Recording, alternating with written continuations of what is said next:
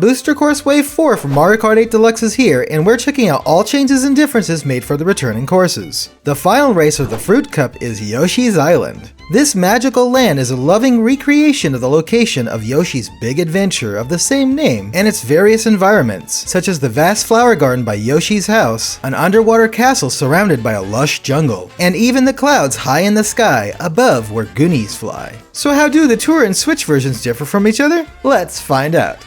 Yoshi's Island is the second Tour-related course that initially launched as part of the Booster Course Pass after Sky High Sundae. Featuring in the 2023 Yoshi Tour less than a month after its Switch debut, the track likely was designed for Tour originally. Despite the near-identical model, not including the well-made variants, a surprising number of differences exist between the two versions. Moreover, the references to the game that inspired the course are numerous, and we will cover them along with the aesthetic changes. For now, let's go over the gameplay changes. At the first bend, a ramp can be seen in the flower bed on the right in Tour that isn't present for Switch. Towards the back of the area, the Huffin' Puffin and Pufflings are out of bounds and frozen in place. But in 8 Deluxe, they tread the path as obstacles and will reflect most items launched at them. The ramp leading into the underwater section differs in shape and style, being the standard in Tour, but flatter and made of wood for Switch. Taking the plunge, we see that the geyser on the right is further away in 8 Deluxe, but Tour has it aligned with the other geyser. The sidesteppers here seem to be in slightly different positions too.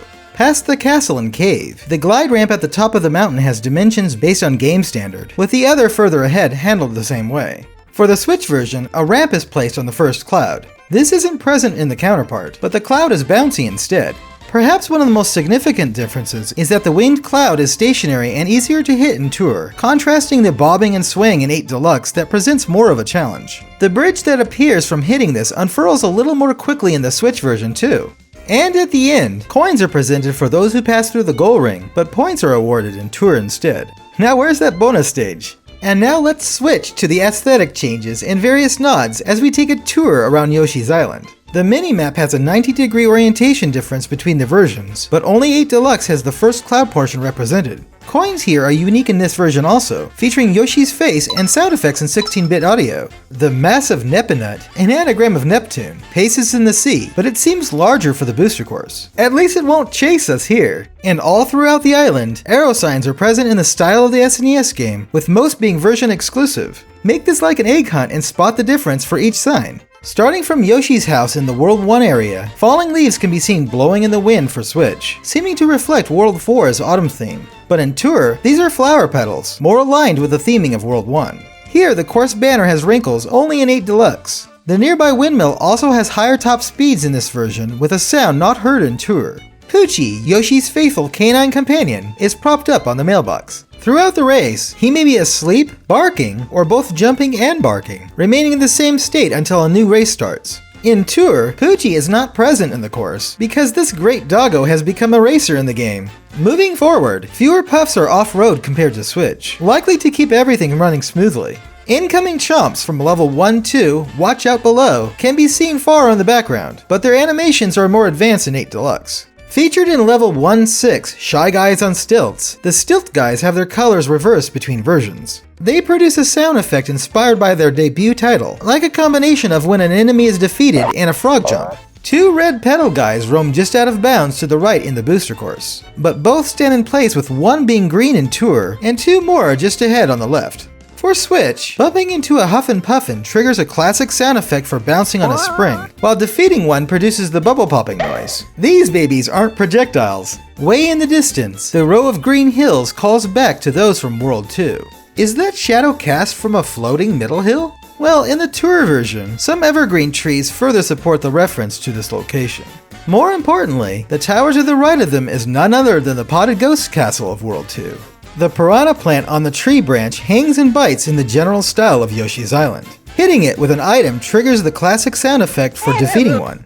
Amidst the tropical vegetation and refreshing waterfalls, Naval Piranha's castle from World 3 is seen partially submerged. Despite being abandoned, fire burns on the torches with effects that are pretty different between versions. Underwater, the crystal to the left exists only in 8 Deluxe, but light beams to the right are Tour exclusive. Sidesteppers stand in for Claw Daddies here in both versions, being foam-free. Within the castle, the pots on the windowsills are just like those found in some forts and castles in Yoshi's Island. Entering the cave beyond, the first set of crystals on the left have 3 growths for Switch, but only 2 for Tour. Gotta optimize to the finest detail, eh? Just outside, another tower comes into view. This one is Hookbill the Koopa's castle of World 4, although it looks more like Marching Mildis Fort. Most of this area is the first half of World 5 though, with freezing fog in the atmosphere only in Tour. A flock of Goonies swarm the sky beyond the ledge, with 15 present in the Switch version. We were able to count up to 21 in Tour. We can't ride these though. What are these sticks along the road? They look very familiar. The volcano at the top spews lava in the Switch version, but it is dormant in Tour. Soaring to the clouds, Raphael the Raven's castle marks the start of the second half of World 5. A trail of footprints can be seen in Tour only. The pipes are taller and skinnier in this version too. An unknown tower is at the top of the clouds, previously only depicted as a hut on the mountain high above where King Bowser's castle of World 6 was, or would be. Smoke rises from the stovepipe vent in Tour. With all of the castles, that from World 1 is not found anywhere. Ah, you will be missed, Salvo the Slime. Along the descent, bursting the winged cloud produces the same bubble pop sound as before, followed by the familiar bridge creation loop. The timeout and disappearance for this bridge also have the same sound effects as in Yoshi's Island, namely the switch timer and egg ricochet or morph block, respectively. Below, smoke coming from the chimney of Yoshi's house is modeled in Tour like from the tower, and the canopy leaves differ greatly. In addition, the alcove inside the final bin has less space compared to Switch, with the encompassed elements accommodating this detail. Oh, little birds have come to this bin for 8 Deluxe. At the end, both versions feature a goal ring with the looping sound from its original design. Finally back home, we're welcomed by a classic painting of Yoshi and Baby Mario, straight from Yoshi Touch and Go. These two have been a great team for such a long time. The music is a blast from the past in more ways than one. Just before the race begins, a familiar beat can be heard that originally cued the stage's opening, called Game Start. The classic used jungle drums with 2 entirely different timbres, audio textures, to deliver its iconic rhythm. Ah, memories. This beat was in Yoshi Touch and Go and Yoshi's Island DS also. The Tour and 8 Deluxe versions sound very similar, with the drums seeming to be the same instrument now. That does the trick! During the actual race is an arrangement of the athletic theme from the first title of the Yoshi franchise. It's Dixieland, contemporary jazz from the early 20th century New Orleans. The classic made history on the SNES, presenting brass, reed, a swinging beat, and even a bridge without a proper melody, giving the accompaniment a chance to shine.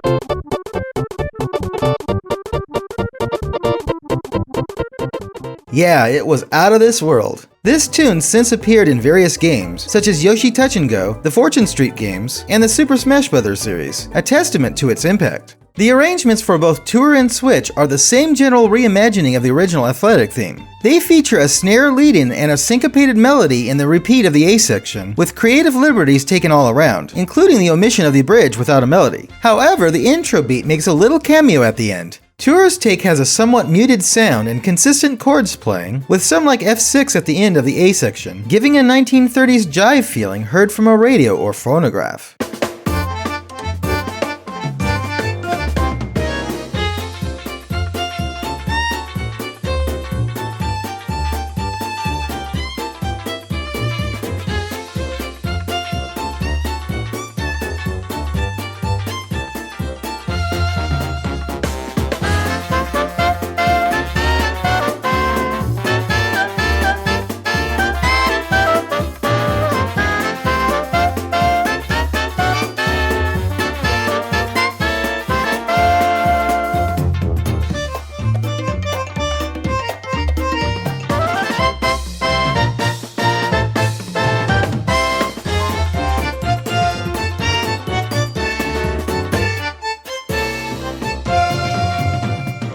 It's quite good, but the performance of the Mario Kart band feels most in line with the reference genre, throwing us back to that era rather than providing an analog recording of it.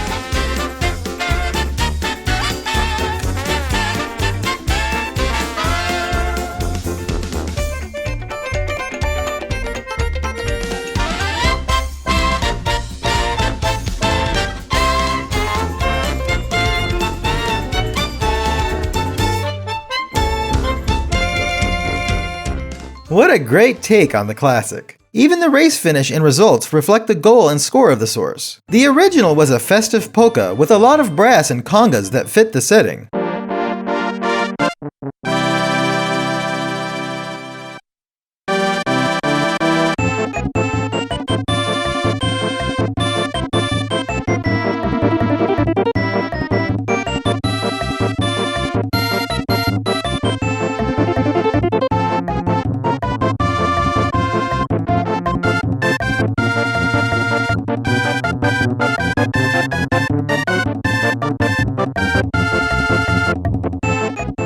Alright! Tour's sequence arrangement enhances the piece with more percussive instruments and bells, swapping the piano counterpart for a xylophone and allowing a clarinet to take the lead.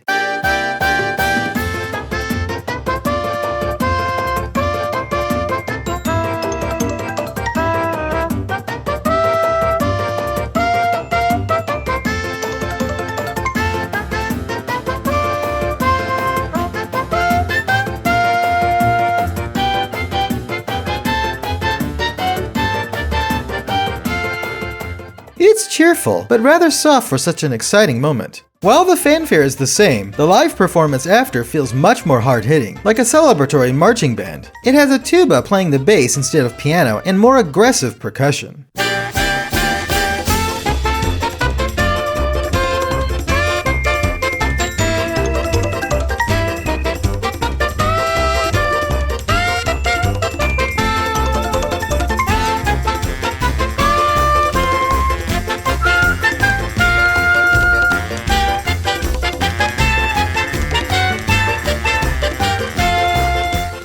Now that's more like it. By the way, if you enjoy game analyses like these, check out Melodies of Gaming. A link to the playlist can be found in the description. And that's about it for all changes we found in Yoshi's Island. The tour version is very good and more accessible for some, possibly oversimplified, but with brilliant reverse and trick variants that are worth trying. Meanwhile, the Switch version holds as a great experience for veterans with so many fond memories of the game that inspired it all. But what do you think? Have you found any notable changes that we missed? Let us know in the comments below. And of course, stay tuned to GameXplain for coverage of Booster Course Wave 5 for Mario Kart 8 Deluxe and other things Nintendo too. Thanks for watching. Until next time, ciao!